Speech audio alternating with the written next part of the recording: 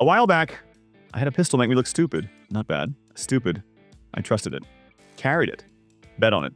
Quit checking myself. Then it choked. Cold hands. Half a crowd behind me. Mag I topped off in the truck. One shot, then a dead click. My brain stalled for a half second. That half second felt expensive. Nothing happened after. No drama. Just me standing there, realizing my confidence was borrowed. So yeah, I got mean about testing. Not groups. Not vibes. I showed up on days I was tired and pissed off. I dumped the cheapest ammo I could find into the bag. I ran guns hot, dry, and dirty. Some of these pistols fought me at first because I was trying to make them fail, like that one did. One of them cost me an opinion I'd had for years. And the bonus gun? Everybody's safe answer, until it wasn't mine.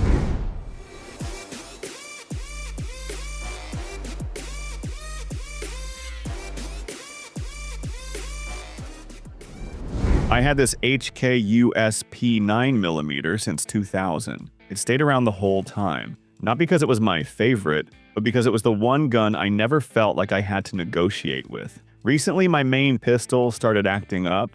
Not some big, obvious failure. The worst kind. Little hiccups. A cycle that felt off. A reset that didn't feel right. Just enough to make me start second-guessing everything. My grip, my mags, my ammo, anything except the gun. That doubt got loud fast. So I pulled the USP out of the bag and ran it the same way. Same ammo I was already annoyed at. Same pace, same tired hands, no cleaning, no babying. I just wanted an answer. And it gave me one. It didn't impress me. It shut the noise off. The strings stayed clean, the rhythm stayed steady, and my head stopped doing that stupid math after every shot. The USP still felt like a 2000-era brick. Didn't matter. It stayed honest. And that's the part that messed with me. Because if the backup fixed the day that fast, what did that say about what I'd been trusting? The day the CZ-P10C mattered, I didn't even want to shoot it. It was sitting in the bag like a spare part. Plain. Boring. The gun you brought because you were responsible, not because you were excited. My go-to started doing that subtle off thing halfway through the session, just enough to poison the rest of the day. So I grabbed the CZ and said, fine, you're up. First mag, the P10C came out fast and stupid simple. It snapped back on target like it had rails. Trigger broke clean. Reset was right there. No drama, no surprises. I ran it harder out of spite. Faster strings, then slow presses, then back to speed, waiting for it to blink. It didn't. That's what made it the hero. Not because it was fun, because it didn't add anything. It didn't demand anything. It just stayed consistent while my head tried to turn every little sensation into a problem. And yeah, it still felt a little mechanical, like it had no personality. But when things got weird, the P10C didn't. And that's the kind of gun that makes your favorite start looking like a gamble. Then I went home and grabbed something that shouldn't even be in the same conversation. Big, old school, heavy, and somehow it brought the trust back in a completely different way. Soon later, I was digging through old gear and I found the Beretta 92 FS in an old case. And my first reaction wasn't nostalgia. It was more like, yeah, I know what you are. Big, heavy, outdated. The kind of gun people act like you're supposed to respect just because it's been around. I almost left it there, but I took it out anyway.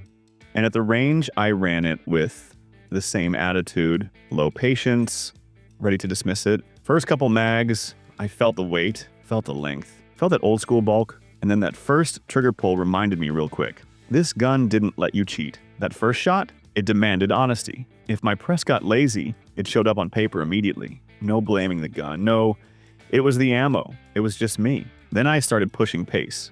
Transitions, faster strings, and the 92 FS stayed stupid steady. The sights tracked clean. The gun didn't get weird. It didn't feel modern. It felt predictable. And that pissed me off a little because it meant I'd been talking trash about something that still held up when it counted. What came after that wasn't a big metal classic at all. It was smaller, meaner, and it earned trust in a completely different way. This one was a little uncomfortable to admit. I recommended the Springfield Armory Hellcat Pro before I really put it through anything serious. Not blindly. I handled it, looked it over, did the normal checks. It just lined up fast. Size, balance, the way it sat in my hand.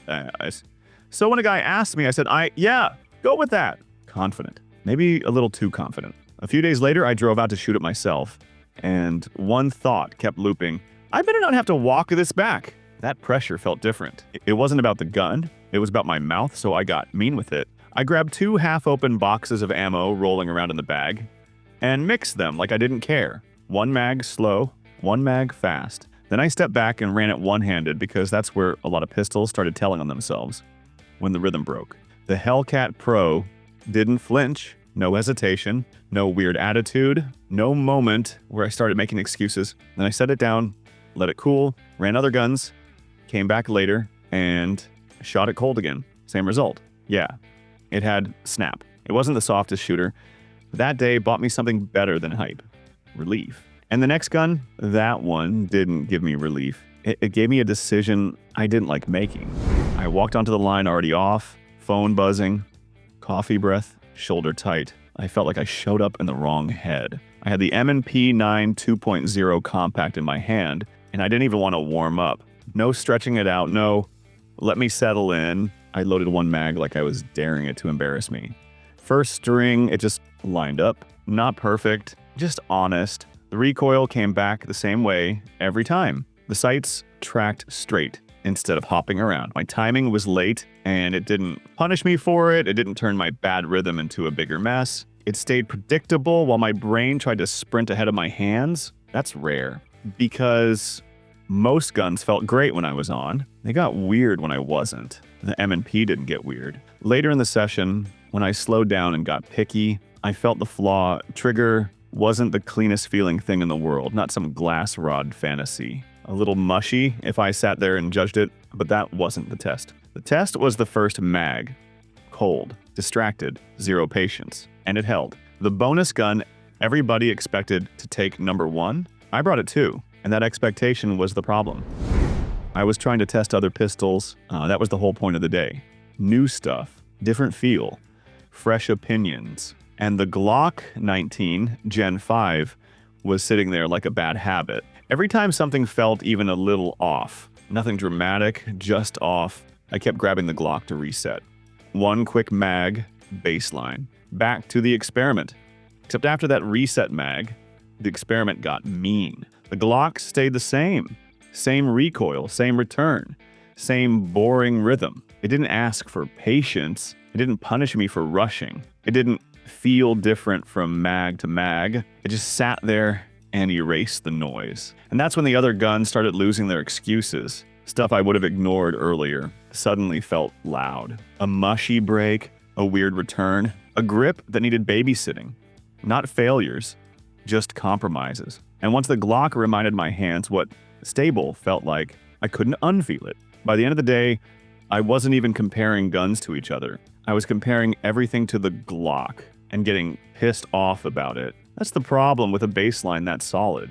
It makes you question whether you're testing pistols or testing how much compromise you're willing to live with.